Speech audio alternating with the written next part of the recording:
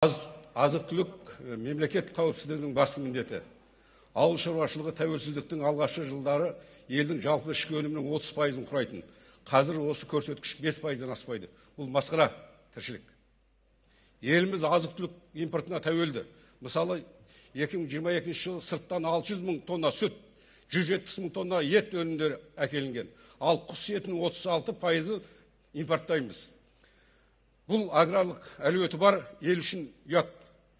Біз осылайша шетелден азық-түлік алып, қаншама қаражаттың қағылып отырмыз. Сол себепті оның бағасы күн санап қымбаттап, халықтың наразылығын тудыруда. Және халықтың талабы өте дұрыс.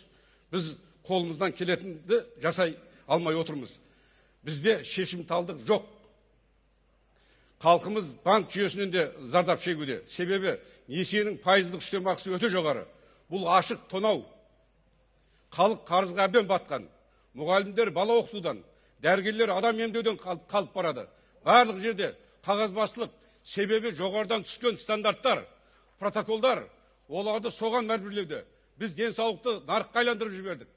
Басты байлығымыз адам деген құр сөзге айналды. Жалпы әлеуметтік салада мәселеге өте көп.